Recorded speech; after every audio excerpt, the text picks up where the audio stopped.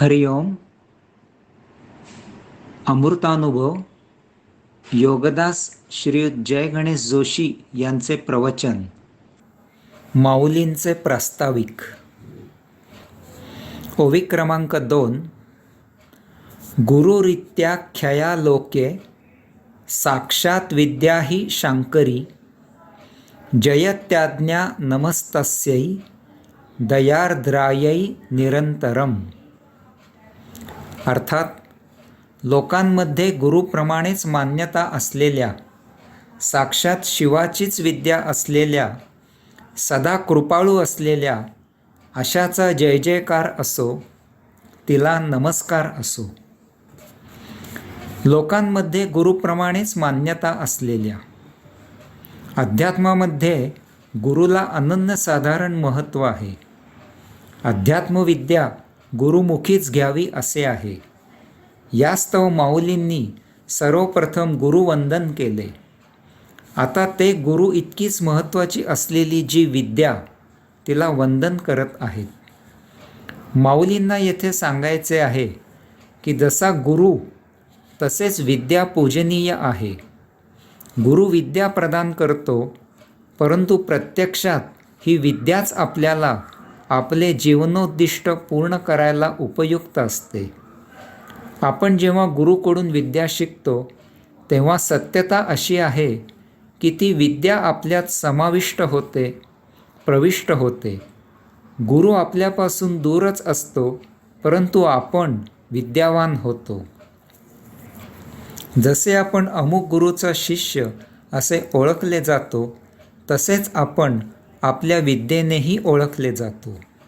गुरुकृपेने ही विद्या आपल्याला सुसंस्कृत करून त्याचे संचित होऊन ते पुढील जन्मीही आपल्याला साथ देते. गुरु एका जन्मापुरताच असतो, परंतु त्या शिदोरीवर विद्या आपल्याला जन्मोजन्मी साथ देते. गुरु आपल्याला दूरवरून अध्यात्माचा किनारा दर्शवितो, परंतु ही विद्या आपल्याबरोबर यात्रा करते. आपल्याला त्या किनाऱ्यापर्यंत घेऊन जाते आणि तेथे आपल्यासह आपल्यात मुक्काम करते. साक्षात शिवाचीच विद्या असलेल्या, ही विद्या म्हणजे आत्मज्ञान आहे. ही काही छचोर विद्या नाही. ही विद्या आपल्याला आपल्या एकमेव अंतिम जीवनोद्दिष्टाप्रत नेऊन पोहोचविते. त्यायोगे आपण मुक्त होतो, कारण ही शिवाची विद्या आहे. हेच अंतिम सत्य आहे, तेच शाश्वत आहे. ही विद्या बुद्धीने जाणता येत नाही.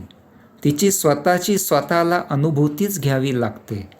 येथे तर्क, वितर्क, कल्पना यांना धारा नसतो. येथे सर्व रोकडा व्यवहार आहे. गुरु आपल्याला तो किनारा दाखवितो, तेथे आपल्यालाच पोहोचावे लागते. त्यासाठी आपल्याला दिव्य चैतन्यमय व्हावे लागते, साक्षात्कारी व्हावे लागते. तरच ही विद्या आत्मसात झाली असे म्हणता येते. सदा कृपाळू असलेल्या, ही विद्या म्हणजे आत्मविद्या आहे. ती सदा कृपाळू आहे. कारण आपण विद्या शिकून गुरुपासून जरी दूर घरी गेलो तरी ती विद्या आपल्याजवळ तशीच राहते, आपल्याला जन्मोजन्मी सोबत करते. यथाकाळी गुरु कालवश होतो, परंतु त्याने दिलेली विद्या आपल्यातच राहते. ही विद्या संस्काराने संचित होऊन आपल्याकडे जन्मोजन्मी असलेला कायम ठेवा आहे. ही आत्मविद्या कृपाळू अशासाठी आहे की ती आपल्याला कधीही कुमार्गी लावत नाही. उलट एखादा कुमार्गी गेला असला तर त्याला सन्मार्गी घेऊन येते. इतकेच काय, तर एखादा आत्मविद्या ग्रहण केलेला चुकून वाममार्गी वळला तर ही विद्या तो पुन्हा सन्मार्गी येईपर्यंत त्याच्यातच मुक्काम करून राहते. त्याने पुन्हा आत्ममार्ग स्वीकारला की आईच्या मायेने त्याला न रागावता जवळ करते. ही आत्मविद्या आपल्याला मानवी जीवनाचे अंतिम उद्दिष्ट म्हणजे मुक्ती त्याकडे घेऊन यात्रा करविते. ही या विद्येची विशेष अशी कृपा आहे. तसेच या विद्येची चोरी होत नाही. तिला बंदोबस्तात ठेवावी लागत नाही. ती आपल्यातच कायम राहते.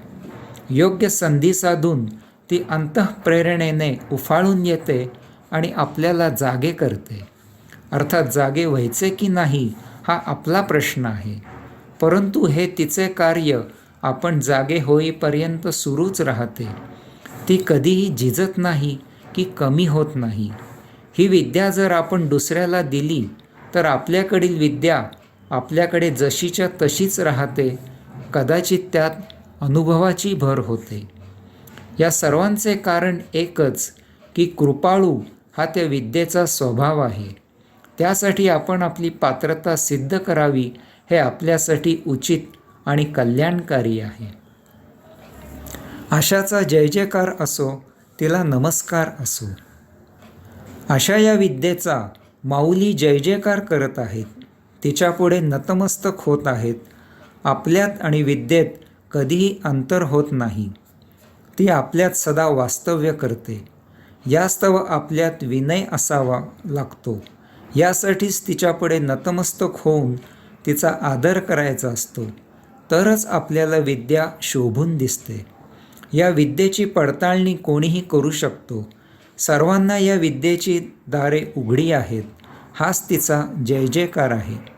माऊली ग्रंथारंभापूर्वी विद्येला पूर्ण भावभक्तीने श्रद्धेने नमस्कार करत आहेत. हरिओम.